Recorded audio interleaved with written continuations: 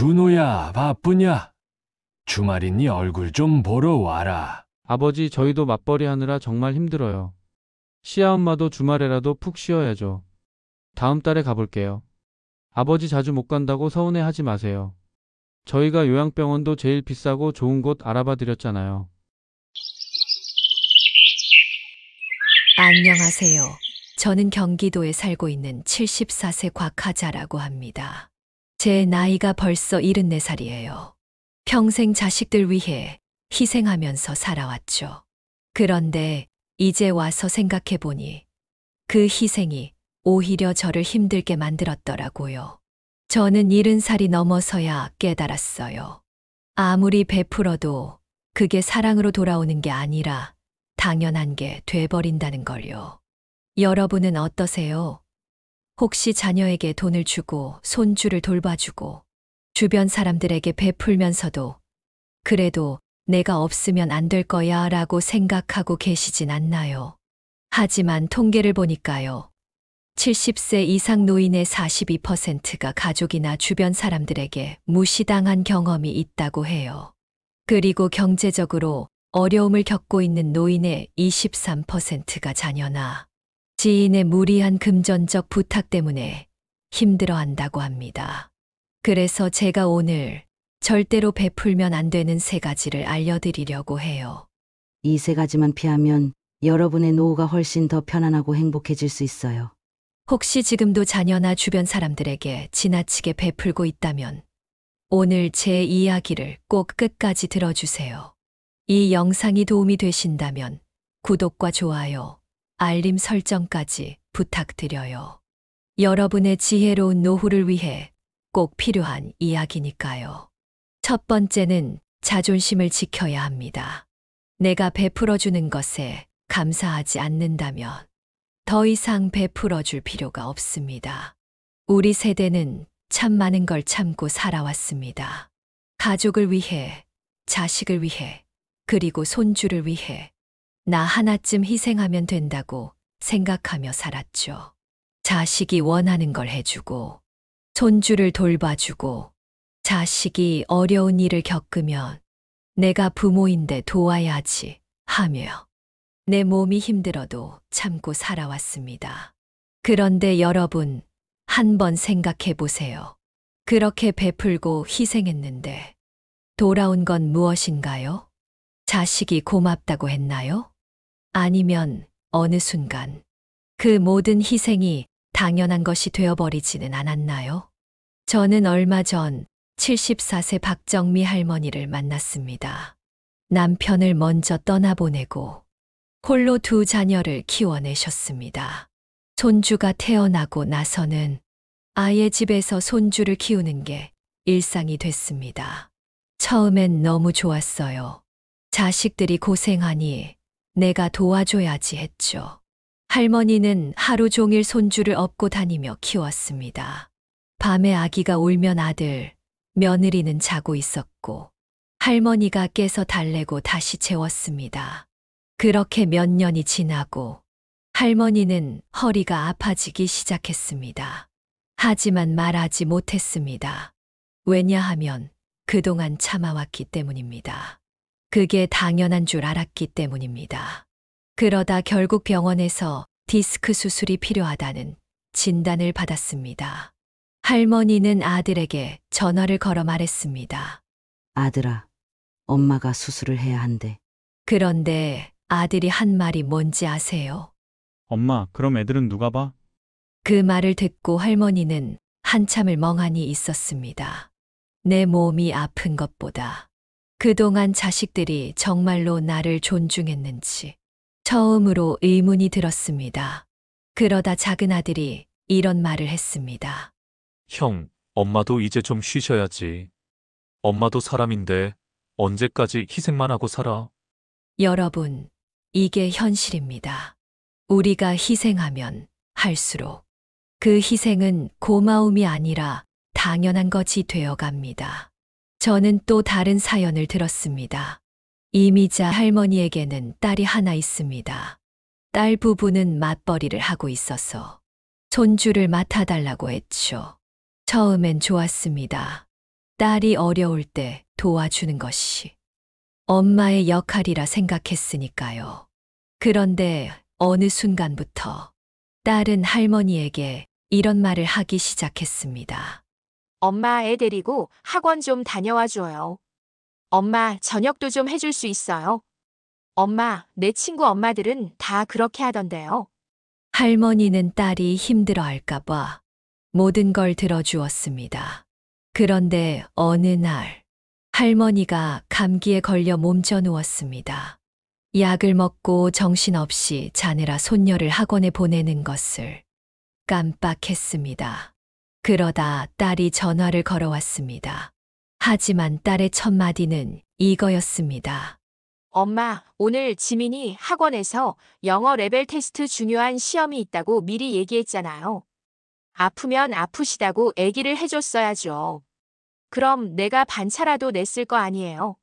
할머니는 순간 아무 말도 할 수 없었습니다. 그동안 자신이 해온 희생이 그저 편리한 도구처럼 여겨졌다는 사실을 깨달은 순간이었죠. 여러분, 우리가 자존심을 내려놓고 살수록 사람들은 우리를 점점 더 가볍게 여깁니다. 니체는 이런 말을 했습니다. 당신이 자존심을 버리면 세상은 당신을 발판 삼아 올라설 것이다. 노자도 이렇게 말했습니다. 자신을 가볍게 여기면 남도 가볍게 여긴다. 내가 나를 존중하지 않으면 아무도 나를 존중하지 않습니다. 이제는 달라져야 합니다.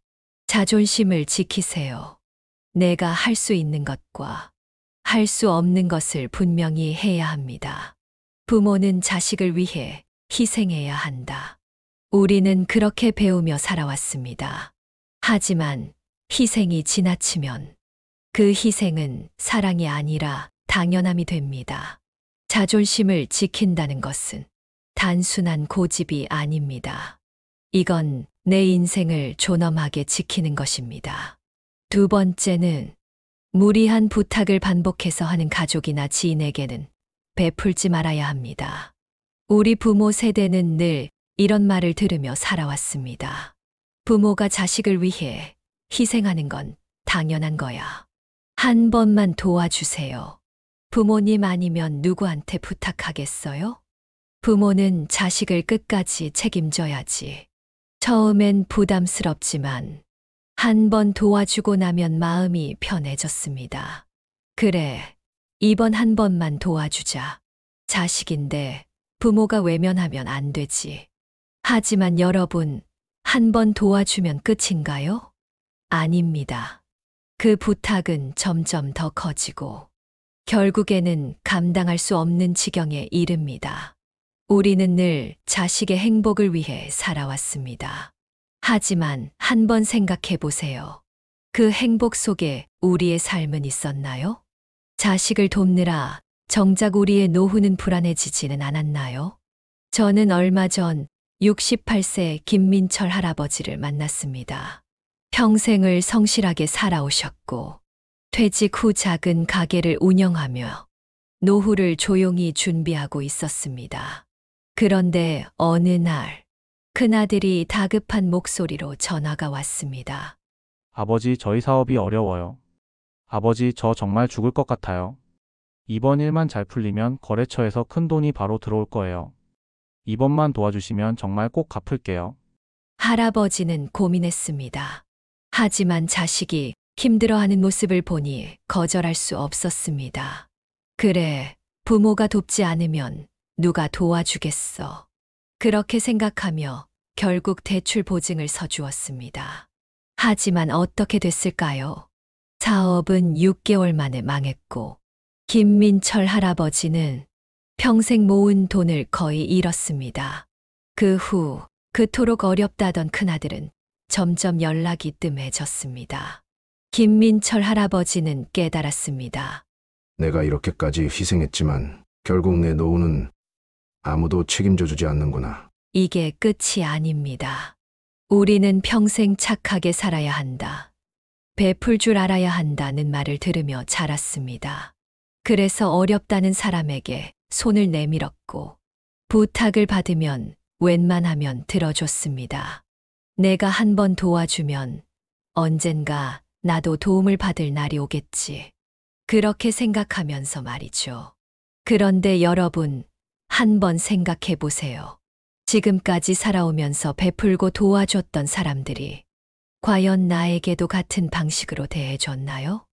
도움을 받을 땐 간절하던 사람이 막상 내 차례가 되니 발을 빼고 뒤돌아서지는 않았나요? 제가 얼마 전 들었던 한 이야기가 있습니다. 75세 김미래 할머니의 이야기입니다. 김미래 할머니는 작은 마을에서 40년 넘게 살아왔습니다. 그곳에서 나고 자란 사람들과 오랜 인연을 맺으며 언제나 이웃과 함께하는 삶을 살았죠. 동네에 살던 한 후배가 있었습니다.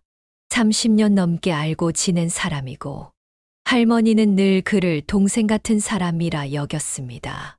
그 후배는 가끔 어려운 일이 생길 때마다 찾아와 누나, 나 이번 달에 좀 힘든데 한 달만 좀 빌려줄 수 있어?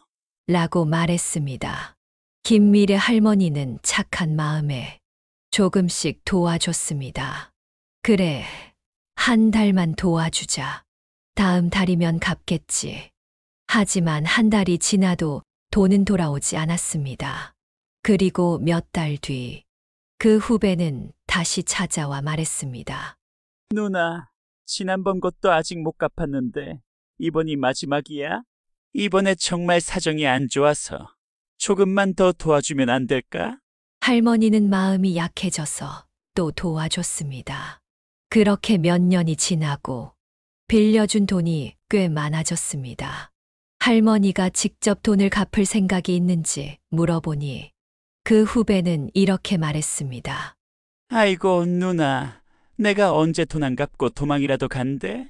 나중에 내가 잘 되면 꼭 갚을게. 그 말을 듣고 할머니는 한동안 아무 말도 할 수 없었습니다. 자신이 어려울 때 기댄 적도 없고 그저 좋은 마음으로 도와준 건데 이제 와서 당연하다는 듯이 나오는 태도에 할머니는 배신감이 밀려왔습니다. 결국 그 후배는 끝까지 돈을 갚지 않았고 할머니는 다시는 그 사람을 만나지 않았습니다.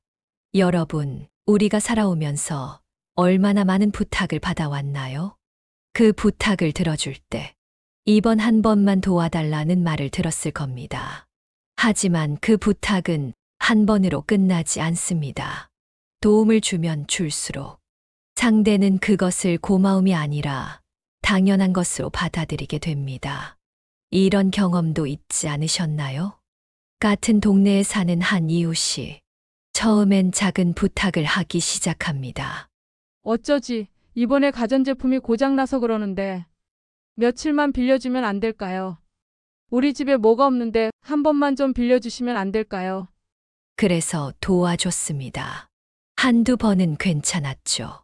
하지만 한 번 빌려주고 나니 다음엔 더 큰 것을 요구합니다. 그러다 나중에는 당연하게 여깁니다.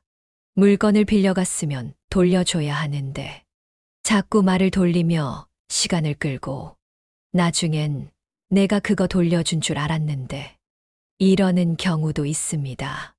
여러분, 우리가 한 번 손을 내밀면 상대는 계속 더 많은 걸 기대하게 됩니다.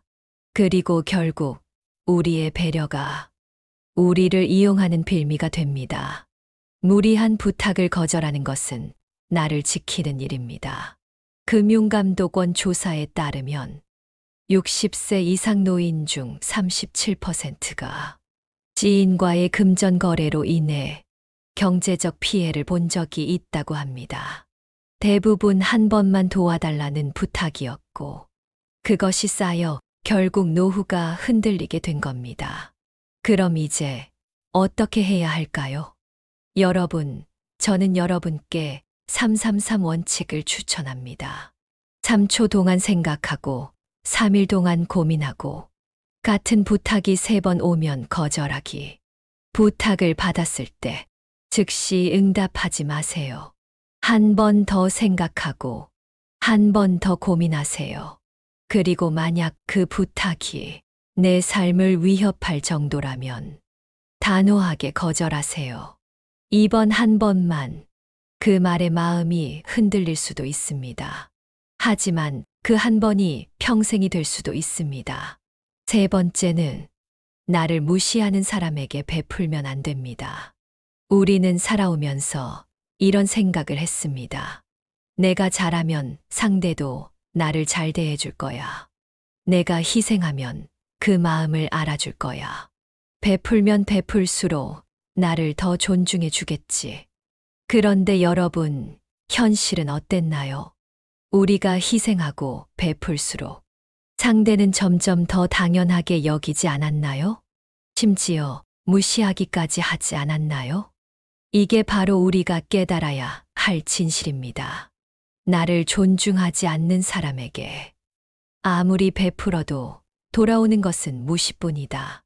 나를 무시하는 사람에게 베풀어봤자 변하는 것은 없다다. 제가 얼마 전 만난 73세 최영자 할머니의 이야기입니다. 할머니는 큰며느리와 사이가 좋지 않았습니다. 하지만 그래도 가족이니까 관계를 좋게 만들고 싶어 최선을 다했습니다. 나는 좋은 시어머니가 되고 싶었어요. 그래야 가족이 화목할 테니까요. 그래서 손주 용돈도 챙겨주고 반찬도 해서 보내주고 며느리가 바쁘다고 하면 집안일까지 도와줬습니다. 처음엔 고맙다고 하던 며느리. 하지만 몇 년이 지나면서 그 고마움은 점점 사라지고 이제는 아무 말도 없이 반찬을 받아가기 시작했습니다. 그러던 어느 날 할머니가 무릎을 다쳐 병원에 입원하게 되었습니다. 며느리는 문병 한 번 오지 않았습니다.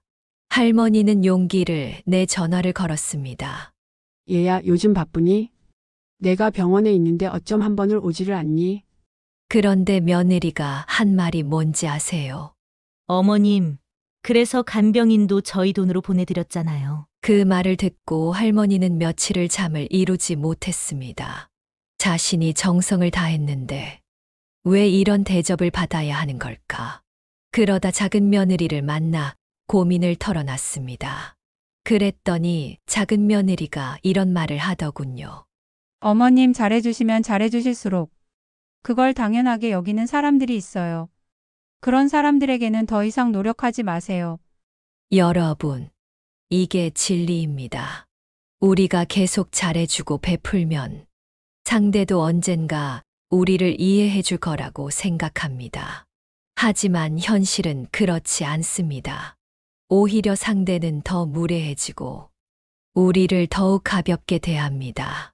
가족이라고 다 같은 가족이 아니다. 다른 사연을 하나 더 말씀드리겠습니다. 박동수 할아버지의 이야기입니다. 할아버지는 평생을 가족을 위해 헌신했습니다. 자식들 대학 보내고 결혼할 때 집까지 사줬습니다. 그런데 어느 날 둘째 아들이 할아버지께 이렇게 말했습니다. 아버지, 형네 집은 더 좋은데 저도 집 좀 더 넓은 데로 이사 가야 하지 않겠어요? 할아버지는 순간 말문이 막혔습니다.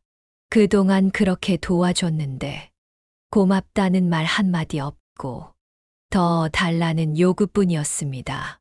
그래도 할아버지는 고민 끝에 더 큰 집을 사주었습니다. 그런데 이게 끝이 아니었습니다. 몇 년 뒤 할아버지가 건강이 나빠져 요양병원에 입원하게 되었습니다. 입원한 이후 오지도 않은 둘째 아들에게 주말이 돼서 연락했습니다. 하지만 돌아온 대답은 이거였습니다. 아버지, 저희도 맞벌이 하느라 정말 힘들어요. 주말에라도 푹 쉬어야죠. 다음 달에 가볼게요. 저희가 요양병원도 제일 비싸고 좋은 곳 알아봐 드렸잖아요. 할아버지는 그때 깨달았습니다. 내가 평생 가족을 위해 희생했지만 정작 나를 챙겨주는 사람은 아무도 없구나. 여러분, 가족이라고 다 같은 가족이 아닙니다. 나를 존중하는 가족이 있고 나를 이용하는 가족이 있습니다. 우리는 이제 선택해야 합니다. 계속해서 희생하며 이용당할 것인지 아니면 더 이상 베풀지 않고 스스로를 지킬 것인지. 친구라고 다 같은 친구가 아니다. 여러분, 친구라고 하면 어떤 사람을 떠올리시나요? 오래 알고 지낸 사람? 힘들 때 옆에 있어준 사람? 그런데 말입니다. 친구라는 이름을 가졌다고 다 같은 친구는 아닙니다. 오래전 제가 아끼던 친구가 있었습니다. 젊었을 때부터 알고 지낸 친구였고, 둘이 함께 많은 시간을 보냈습니다. 그 친구가 힘들다고 하면 제가 먼저 손을 내밀었습니다.